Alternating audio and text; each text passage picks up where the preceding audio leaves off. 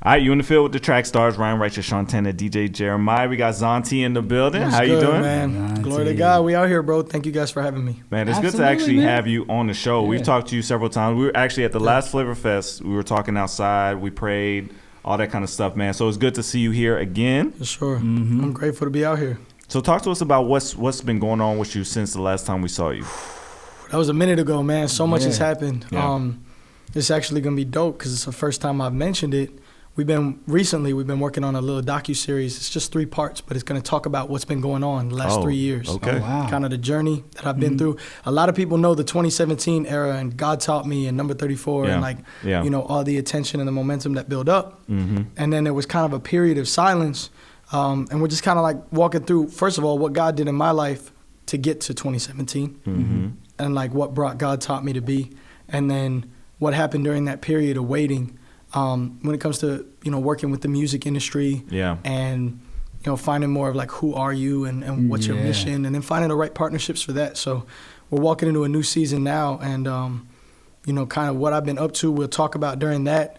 But to kind of recap it, just really just trying to trust the process and find the right way to say, okay, we have our message and we have our sound, and then to execute with that. Yeah. Got you. So it's been a long journey, and you know, this show was kind of like a welcome back kind of feeling for me. Like, hey, we're stepping back into that complete creative freedom and that complete authenticity for this next season, and the people need it more than ever. Wow.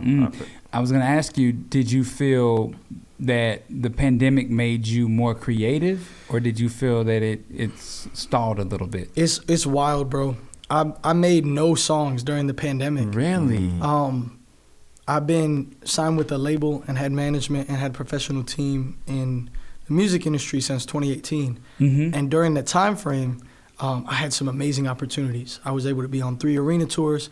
I was able to be around incredible people, and I loved working with those people. However, it was new for me because I had a filter between me and my audience for the first time. Yeah. Whereas before we would just create and we would release. It took 2.5 years to get something out, and even those first couple of songs weren't really the direction that I felt called to create as an artist. And I wouldn't change a thing. I'm super grateful, and I love some of the music that we've put out, and you know, people who support me rock with that. But for sure, it was like getting to the pandemic, coming off of accomplishing a goal I had, because I had always told myself the 2 shows I was absolutely going to do were Flavor Fest and Winter Jam, because those were the 2 that inspired me growing up, that I went to as fans mostly, and as a fan. And so I got to do Winter Jam, and then the end of it got canceled. And I went into this place of like really reflection of like, okay, something doesn't line up. Like, I don't feel happy. I don't feel fulfilled with where I'm at. I was super blessed on that tour. But in the moment of quiet, when it's just me and my thoughts, being around family, I started to figure out like what my real priorities were. And the journey since being signed taught me so much of that. Just exactly what my heart really wanted to do as an artist. And so I was able to use the pandemic. I kind of stepped away from all creation. I didn't post. In the beginning, I did some lives, and I FaceTimed a lot of fans, like just to thank them for still being around and for their support. You know, did a lot of Zoom calls and just connecting face-to-face with people who supported. But didn't create any music during that time frame, didn't really post much. Used it to like figure out, all right, for real, who am I and where am I going? And then by the time November came around, and we dropped the album, did a listening tour, which was like these small little listening parties due to COVID. Really, we did the Florida one here, but by that time, I had more of a definition of who I wanted to become in the right direction, and even that didn't get clarified until the top of 2021. Wow.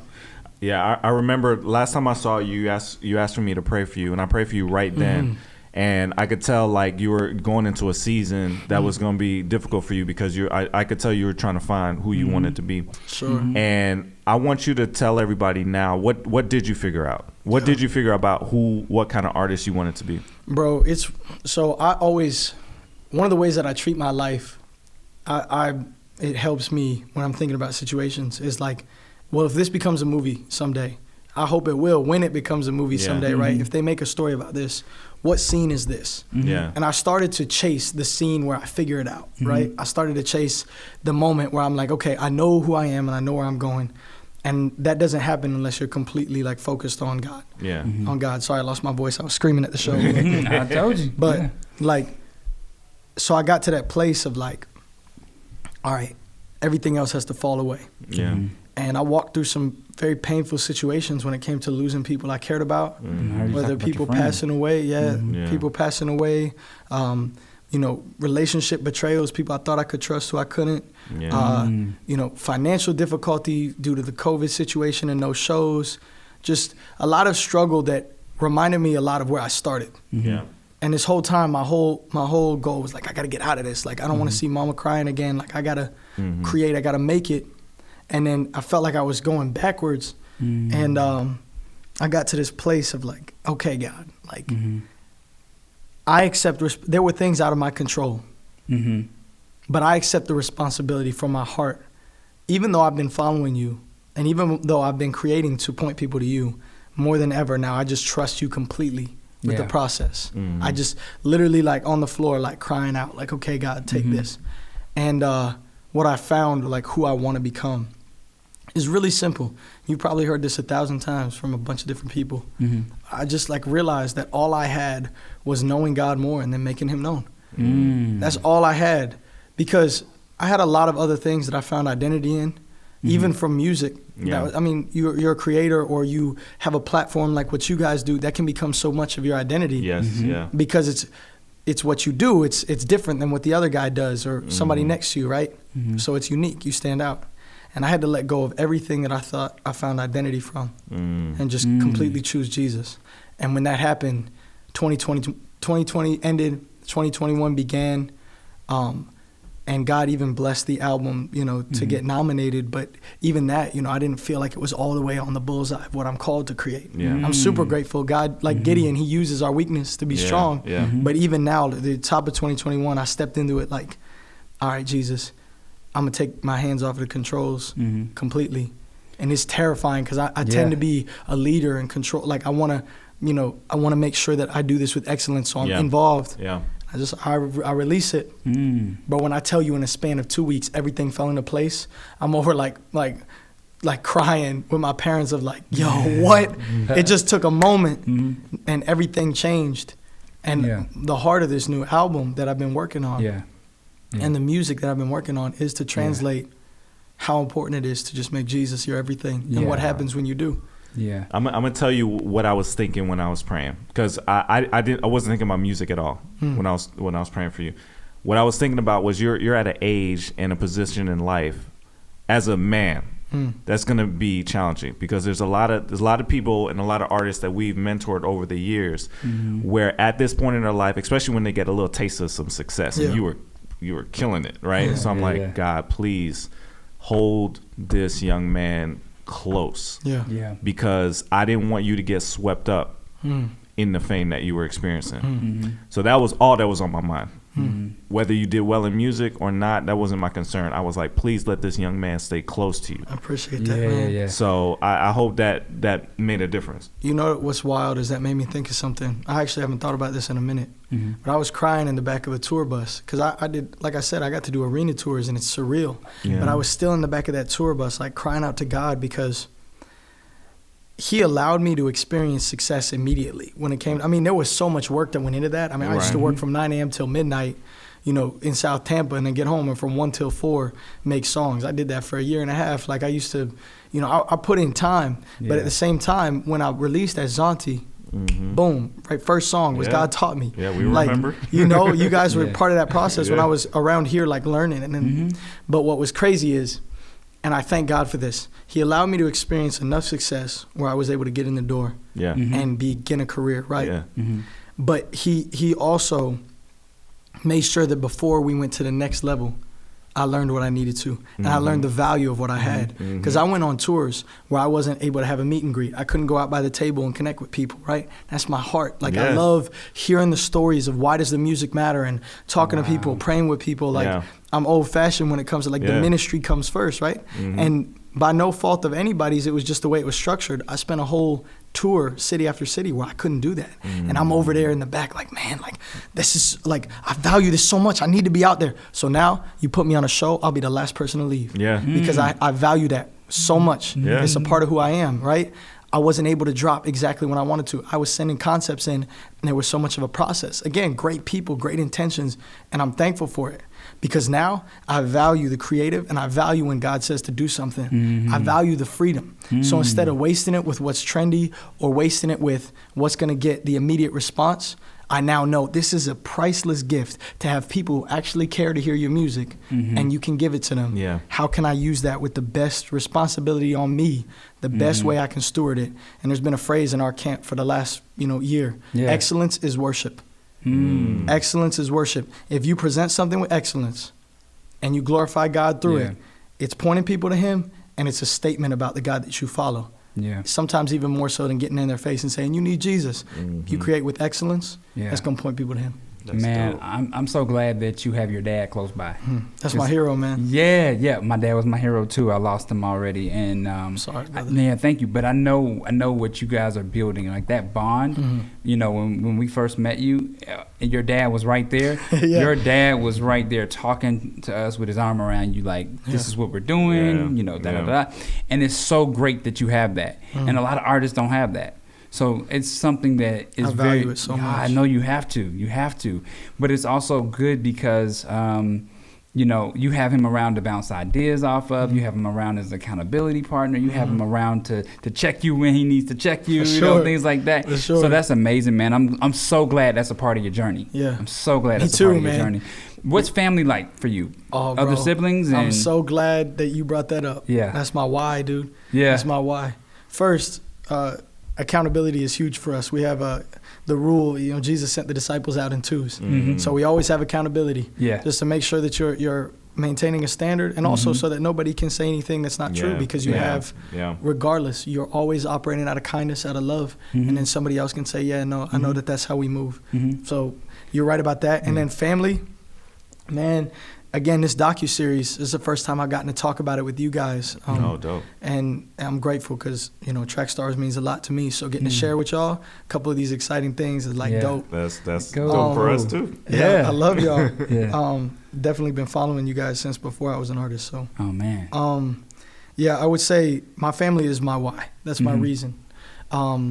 I'm the oldest of 7. I was the only biological child till I was 13 years old. Okay. When 4 of my siblings came home, and then the other 2 year by year. 2 of my siblings have special needs, and God has healed them so much and done so many things in their lives as a testimony. Yeah. All of us are different shades from different backgrounds, and God brought us into a situation completely united as a family. We're best friends. We do everything together. They drove down here with me. We're working the show with me. Were they on stage with you? My brother Joseph was. He's, Yeah. He DJs with me and has worked with me as producer and creates with me as well. Yeah. And we're raising up the other kids. My sister Esther has been my stylist for a couple years and studying cosmetology, and she's a wizard with hair. There's nothing she can't do. I love my other that. sister's a photographer, Abigail, and training her up. David, he's training up in music. So like, my family was the reason why I decided like I want to reach people. That was one of the reasons for sure. Like younger me, what music does he need, But then also like, I want there to be a world that my siblings live in where they know that if they care about something and they're passionate about it, they can do it. Yeah. And there's a lot of moments where I felt like giving up for real. I'm not just saying that, just like I've laid in bed and not wanted to got out of bed in the morning. I've like been completely broken and felt like, man, like I cannot go another step. I hate all of the times that I'm having to take the low seat, or I'm having to, just trust you. Like, why can't it just work already exactly how I see? And that's so many of us in our journey. We know. God uses your story because it's a story no one else can tell. If you don't get all the chapters, nobody's gonna read it. If it was just boom, you're there, and you don't talk about your friend, who committed suicide, or you don't talk about, the person that you lost, or the times that you were broke and the lights went out and the car got took, or the times where you prayed because you felt like you didn't want to live anymore, or you disassociated, you were depressed, you fought anxiety, all these moments. Like, why do I have to walk through this? Why do I have to kind of be on a plateau? Why can't I just create, release, and rise like I know I can? Everything is a chapter in your story. And so my family, I want them to see, like, because they've walked through so many different things. Each of their stories alone, like, we're going to work on longer pieces to share more of that. But, like, I want them to see what I do and make that proof. Like, okay, I can keep writing my story. and I can choose what it is that God's called me to do, and then I can make it happen, and continue to incorporate ways for them to like, you know, pursue their passions as well through this business. Yeah. It's a family business, bro, and like my dad and I started at the jump. My mom has always been my performance coach. I got the musical talent from her. Really? And that's cool. You know, she's also my hero. Trained me up right, like homeschooled me my whole life. Really? Taught me everything for real. And then my siblings, like I said, that's my best friends, and I'm doing this for them. So. I'm glad we're getting these little glimpses, because I'll just have to say, just from last time I saw you to now, you're growing up. Thank you, bro. You're growing up. Like your voice is confident. Thank you. And I took a minute too. Yeah, like I was been through some things to get to this point, and I'm grateful. Yeah. Yeah. Well, I see a lot of leadership in you. Thank you. And I see God just over the years is going to continue to perfect that. And you're gonna wake up one day, you're not gonna realize how many seeds you planted until you start hearing people saying on podcasts. It was Zauntee that did that. Who are some of the influences musically and like and spiritually and I guess inspirational that have influenced you? I felt like there's a few different categories. For sure, of course, like I said, my family, my parents were in ministry for 12 years. My grandparents, you know. My Grammy and Poppy were here tonight, and they were missionaries in the DRC for 20 years. My mom was born and raised in the Congo, and so like, and then they were missionaries in France, and then came back to the U.S., and he's been a pastor ever since. Jeez. Still, he's in his 80s, and he's still pastoring a church. And he was here tonight? Yeah. Hey. And he also still plays in a bunch of basketball leagues. That man still got his shot. He's like 80-something. So I got my hooping from him. But, like, of course, my family in ministry was like, okay, I'm around it. Yeah. And I saw it done with excellence, like I said. And also just completely authentic for the right reasons. You know, being around ministry that much and the people that you look up to, being your family, and then them doing it right. Any church hurt that I got or any bad representation of the church was not from any of them, which was huge. That's big. Musically, when it comes to like the sound, I'm inspired by a lot of different artists. I feel like God has showed me that I'm a king, right? And I believe each of us are royalty. And we need to start acting like it, because the Bible says we're co-heirs with Christ. You know, we own that royalty. We have that.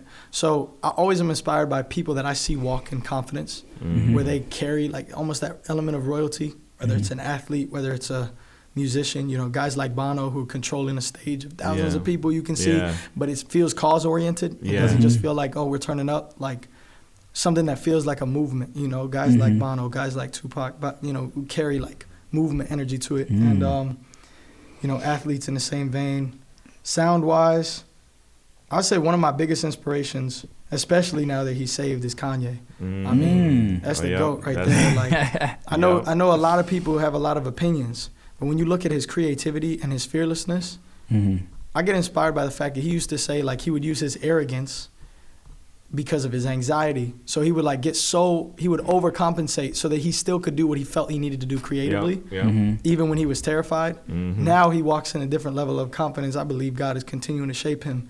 And I believe I'll definitely, I mean, I'm going to work with him. Like I believe was going to say, is that going to be a feature 2022, I'm going to be working with Bieber. I'm going to be working with Kanye. Like, it's just, it is what it is. I believe that stuff. I love you speaking that into existence. Bro, this next album, they're going to be hitting me up. Like, I know that. And the reason why I feel confident about it is because God aligns everything for a reason.